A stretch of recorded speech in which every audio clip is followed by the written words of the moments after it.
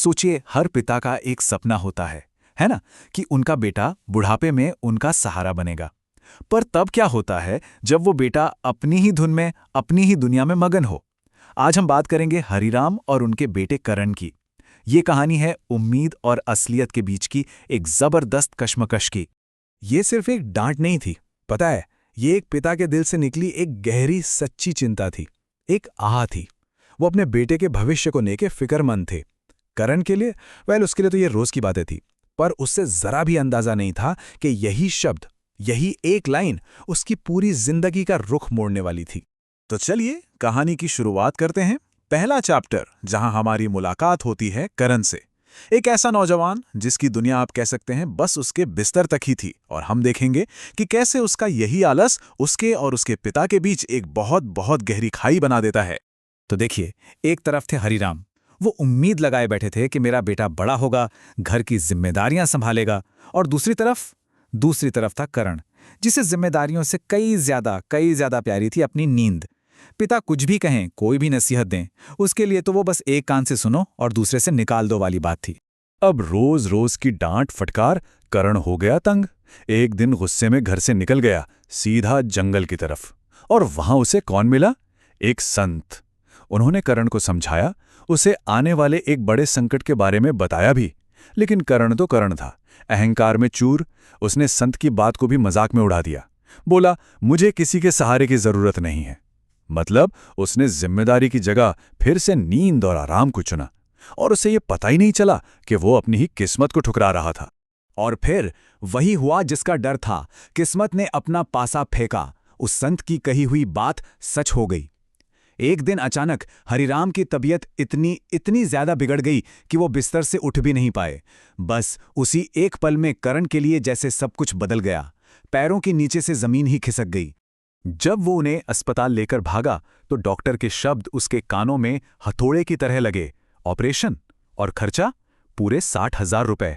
अब सोचिए, एक ऐसा लड़का जिसकी जेब में कुछ सिक्के भी मुश्किल से मिलते हों, उसके लिए 60,000 रुपए, ये तो पहाड़ जैसी रकम थी। एक छोटी सी उम्मीद लेकर वो भागा भागा गांव के सबसे अमीर आदमी, जमींदार के पास गया। सोचा शायद कुछ मदद मिल जाए। पर मदद तो छोड़िए, जमींदार ने जो कहा उसने करण का दिल ही तोड़कर रख दिया। उसके शब्द जहर की तरह थे। करण की जो थोड़ी बहुत हिम्मत बची थी ना, वो भी जवाब दे गई। वहां से निराश होकर वो गांव के मुखिया के पास गया। शायद वहां कोई सुन ले, लेकिन नहीं। वहां से भी उसे खाली हाथ लौटना पड़ा। ऐसा लग रहा था मानो उसके लिए दुनिया का हर दरवाजा बंद हो चुका था। वो बिल्कुल अकेला पड़ गया था, पूरी तरह से टूट चुका था। जब कहीं से कोई उम्मीद नहीं बची तो करण वापस उसी जंगल में पहुंचा और एक पेड़ के नीचे बैठकर फूट फूट कर रोने लगा। उसे लगा बस अब सब खत्म। और ठीक तभी उसे एक जानी पहचानी आवाज सुनाई दी। उसने नजरें उठाईं तो सामने कौन थे? वही संत। ऐसा लगा जैसे कोई फरिश्ता ही उसकी मदद के लिए आ गया हो। इस बार करण को अपनी गलती का पूरा एहसास था। वो संत के पैरों पर गिर पड़ा, गिड़गिड़ाने लगा, माफी मांगने लगा। उसके आंसुओं में सच्चा पछतावा था। ये देखकर संत ने उसे एक चमत्कारी सिद्ध राख दी और क्या कहा, ये सिर्फ तेरे शरीर की नहीं, तेरे मन की थकान को भी मिटा देगी। और बस यही वो पल था, वो टर्निंग पॉइंट, जहां से करण की पूरी कहानी बदलने वाली थी। और जैसे ही करण ने उस राख को हाथ लगाया, ऐसा लगा मानो उसके शरीर में हजारों वोल्ट का करंट दौड़ गया हो।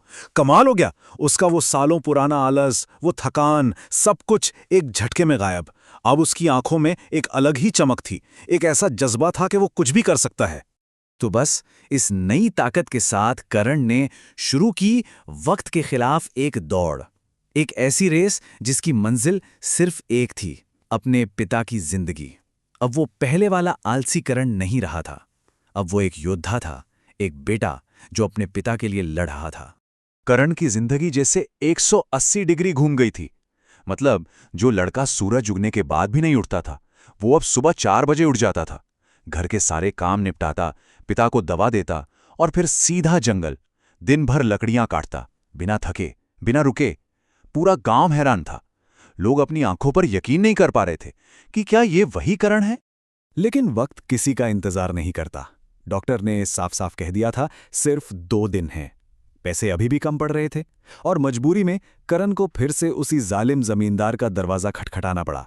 और इस बार जमींदार ने उसके सामने एक ऐसी शर्त रख दी जो लगभग नामुमकिन थी। शर्त आसान नहीं थी, बिल्कुल नहीं। जमींदार ने कहा, ये 20 कट्ठे की पथरीली बंजर जमीन देख रहे हो, इसे एक दिन में जोत कर दिखाओ। सोचिए, एक ऐसा काम जिसे करने में 20 मजदूरों के भी पसीने छूट जाएं। वो काम करण को अकेले सिर्फ एक दिन में करना था। करण ने काम शुरू तो कर दिया, अपनी पूरी जान लगा दी, लेकिन वो छिलछिलाती धूप और पत्थर जैसी सख्त जमीन, ये आसान नहीं था। उसके हाथों से खून निकलने लगा, उसका शरीर अब जवाब देने लगा था। एक पल के लिए तो उसे भी लगा कि कहीं उस सिद्ध राख का असर खत्म तो नहीं हो रहा। लेकिन ठीक उसी वक्त जब वो हार मानने ही वाला था, उसे अपने पिता का चेहरा याद आया। उनकी वो कमजोर सी आवाज उसके कानों में गूंजने लगी और तब उसे समझ आया, उसकी असली ताकत वो राख नहीं थी। उसकी असली ताकत थी अपने पिता के लिए उसका प्यार, और यही प्यार उसे किसी भी हद के पार ले जा सकता था। बस पिता के लिए प्यार की इसी ताकत ने उसे फिर से खड़ा कर दिया, और सूरज ढलते ढलते उसने वो नामुमकिन काम पूरा कर दिखाया। जमींदार तो देखता ही रह गया, उसकी आंखें फटी की फटी रह गईं। अब उसे मजबूरन पैसे देने ही पड़े, और हमारी कहानी अब अपने अंजाम तक पहुंच रही थी। करण ने एक पल भी बर्बाद नहीं किया, पैसे लिए और सीधा भागा अस्पताल। कुछ घंटे जो सदियों जैसे लगे तनाव में बीते। फिर डॉक्टर ऑपरेशन थिएटर से बाहर आए और उनके चेहरे पर एक मुस्कान थी। ऑपरेशन कामयाब रहा था। डॉक्टर ने कहा, बधाई हो, ये सिर्फ दवा का कमाल नहीं है, ये तुम्हारी मेहनत का चमत्कार है। पिता की जान तो बच ही गई, पर इस सबके बीच एक नए करण का भी जन्म हुआ। उसने सिर्फ अपने पिता को नहीं बचाया था, उसने गांव में वो इज्जत कमाई थी जो उसे पहले कभी नहीं मिली। अब वो आलसी नहीं, बल्कि एक जिम्मेदार और मेहनती नौजवान के तौर पर जाना जाता था। और इस कहानी का सबसे खूबसूरत लम्हा वो तब आया जब करण ने अपने पिता से कहा, पिताजी, आज मुझे एहसास हुआ कि आपकी डांट मेरे लिए डांट नहीं, दवा थी। आपकी उसी सख्ती ने मुझे एक अच्छा इंसान बनाया है। आखिरकार उसे समझ आ गया था कि उसके पिता के हर गुस्से, हर डांट के पीछे सिर्फ और सिर्फ प्यार ही था।